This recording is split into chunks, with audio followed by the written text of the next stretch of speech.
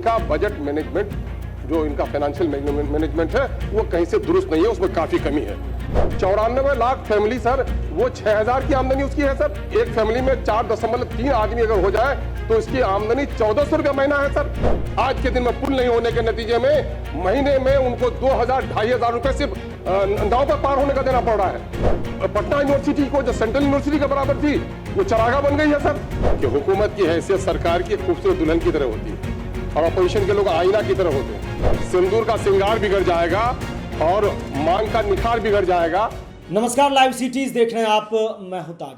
बिहार विधानसभा में supplementary budget पर बहस जारी है, जहां शुरू में सत्ता पक्ष और विपक्ष के विधायक आमने सामने थे, सवाल जवाब के दौर चल रहे थे। इसी बीच एआईएमआईएम के विधायक अख्तरुल ईमान को बोलने का मौका मिला। उन्होंने बजट पर, फाइनेंशियल मैनेजमेंट पर ही सवाल खड़े कर दिए और यहां तक कह दिया कि बिहार के 4.5 करोड़ लोग आज भी अगर उसमें 3-4 परिवार हैं तो 1400 रुपया महीना, 94 लाख लोग मात्र 6000 का महीना कमा रहे हैं। इसके अलावा उन्होंने यहां तक कह दिया कि भ्रष्टाचार का ग्राफ हाई है और पूरी तरह से जितना भी सरकार को जहां जहां जिस मुद्दे पर घेरा जाता, उन्होंने मात्र कुछ ही देर में वो मुद्दे गिना दिए और उनके अंदाज के लिए वो भी जाने जाते हैं, उनकी बोलने की शैली के लिए। तो क्या कुछ कह रहे हैं अख्तरुल ईमान, पहले आप वो सुनिए। समाज कल्याण पर भी अपनी बातों को रखूंगा, लेकिन 2-3 बातें मैं इशारतन कहना चाहता हूं। माननीय मंत्री आरडब्ल्यूडी नहीं है, वो कहते हैं कि आप काम भी करवाना चाहते हैं और कटौती भी पेश करते हैं। तो हमने अक्सर सदन में कहा है कि हुकूमत की हैसियत सरकार की खूबसूरत दुल्हन की तरह होती है और अपोजिशन के लोग आईना की तरह होते हैं। जो खूबसूरत दुल्हन संवारना चाहती है वो आईना देखती है, उन्हें हमारे परामर्श लेने चाहिए। अगर आईना न देखेगी तो क्या होगा सर, सिंदूर का श्रृंगार बिगड़ जाएगा और मांग का निखार बिगड़ जाएगा।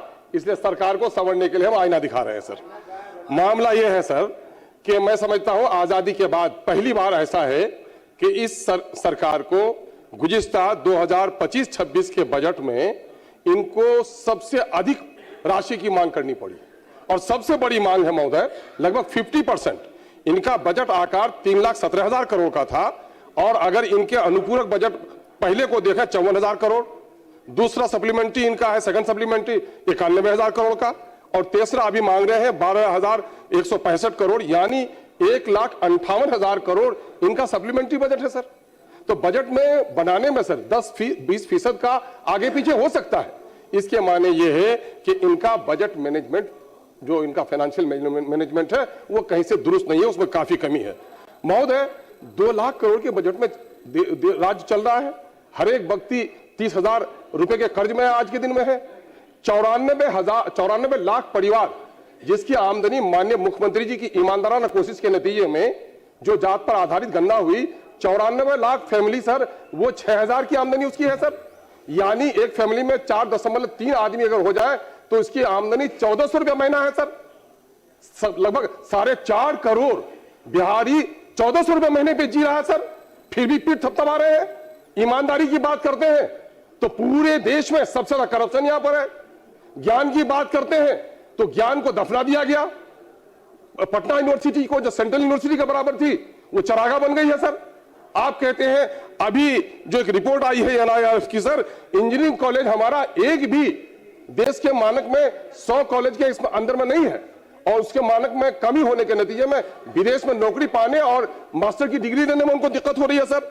मैं समझता हूं कि इनका जो फाइनेंशियल मैनेजमेंट है वो कहीं ना कहीं से बड़ा खराब है, जिसकी वजह से नुकसान हुआ है सर। हम और आप उठे हैं यहां पर, देश की जनता की गाड़ी कमाई के पैसे हैं, हमें बिहार बनाना है, लेकिन इस सरकार ने बिहार नहीं बनाया। इस सरकार ने पुनः अपनी सरकार बनाई और सरकार बनाने के खातिर इन्होंने गलत तरीके से पैसे का बंदरबाट कर दिया। मैं ये नहीं कहूंगा कि गरीबों को सब्सिडी न दीजिए, लेकिन मैं कहता हूं आपने 10,000 रुपया दिया गरीब फैमिली को, और मैं दावे के साथ कहता हूं मेरा रौटा वैसा में आज के दिन में पुल नहीं होने के नतीजे में महीने में उनको 2,000-2,500 रुपए सिर्फ नाव पर पार होने का देना पड़ रहा है। 12 महीने में 25,000 रुपए उसको देना पड़ रहे हैं और 10,000 रुपए देकर पीठ थपथपा रहे हैं। ये महोदय ये कर क्या रहे हैं? आपने दिया गरीबों को, बिजली दिया आपने फ्री, मैं बिजली देने फ्री मना नहीं करता हूं, लेकिन उनके बच्चों को तालीम नहीं। आज हमारा सीमांचल में और पूरे राज्य में, जैसा कि कहा अभी हमारे भाजपा के एक साथी ने भी, कि उनके गांव में हर एक परिवार में कैंसर की बीमारी है और कैंसर की बीमारी को आप राज्य आपदा या राष्ट्रीय आपदा मानिए और उसका मुफ्त इलाज कराइए। चलिए सर, हमारे फ्लैट्स में सर, सीमांचल के सभी विधायक के फ्लैट में सर अगर 20 पेशेंट है सर तो उसमें 10 हमारा कैंसर का पेशेंट है सर। तो ये हालात हमारे हैं सर, वक्त हमारे पास नहीं है सर, मैं क्या आईना दिखाऊं। मामला ये है सर, ये समाज कल्याण का बजट सर। हमारे यहाँ रोहटा में, अमोर में 200 आंगनबाड़ी है सर, और 200 आंगनबाड़ी, 310 आंगनबाड़ी है और 200 में भवन नहीं है। और वही रोहटा में 210 आंगनबाड़ी है, 120 में भवन नहीं है। बहुत सारी जगहों पर आंगनबाड़ी नहीं है। और एक मैं बहुत दुख के साथ और तकलीफ के साथ मैं बात करूंगा नैतिकता की, सरकार चाहती है सर, हमारे यहाँ बहादुरगंज में समय सर ऐसे एनएच पर सर देह व्यापार हो रहा है सर। बेटियां स्कूल नहीं जा पा रही है सर, महिला शर्म से सर ढाक लेती है सर। रोहटा बाजार में हमारे सर मंदिर और मस्जिद है, उसके दरमियान में सर देह व्यापार का काम चल रहा है सर। क्या कराना चाहिए सरकार? महिला को पढ़ाएंगे, महिला सड़क पर नहीं चल पा रही है सर, इसलिए इन देह व्यापारों पर रोक लगाया जाए सर। 2-3 बातें अपनी बात कहूंगा सर। आज बजट का इधर उधर मिसमैनेजमेंट के नतीजे में सर एक बात सर, खारी और रसेदी का पुल का काम हमारा रुका हुआ है सर। कोच का परसरा सड़क 2017 से बंद पड़ा है सर। इलेक्शन बाइकआउट हुआ था सर। बकरा ब्रिज का काम रुका हुआ सर। सिमलबाड़ी ब्रिज रुका हुआ सर। और मजकुड़ी में बाबुल टोला का पुल सर अप्रोच नहीं होने की वजह से कोचा नंबर सर जरा करा दिया जाए सर। बहुत बहुत शुक्रिया सर। तो आपने सुना कि वो सीमांचल के विकास के साथ ही बिहार के लोगों के कर्ज, पटना यूनिवर्सिटी के खंडहर में बदलते हालात, इसके अलावा जो है फाइनेंशियल मैनेजमेंट को सीधे उन्होंने आड़े हाथों लिया और यहां तक कह दिया कि सरकार ने बिहार को नहीं बनाया है, सरकार ने बस अपना दोबारा सरकार बनाया है। यह तंज कसा है उन्होंने सत्ता पक्ष के ऊपर कि सरकार ने बिहार को नहीं बनाया बल्कि दोबारा फिर से अपना सरकार बना लिया। ये उक्त बातें एआईएमआईएम के विधायक अख्तरुल इमान ने आज विधानसभा में कही है और थर्ड सप्लीमेंट्री बजट को उन्होंने आड़े हाथों लिया कि आखिर हम कहां से मैनेज करेंगे बिहार के बजट को, क्या हमारे पास रोड मैप है। फिलहाल के लिए इतना ही। अगर आप लाइव सिटीज को यूट्यूब पर देख रहे हैं, चैनल को सब्सक्राइब करें, फेसबुक पेज को लाइक करें। धन्यवाद। इनका बजट मैनेजमेंट, जो इनका फाइनेंशियल मैनेजमेंट है वो कहीं से दुरुस्त नहीं है, उसमें काफी कमी है।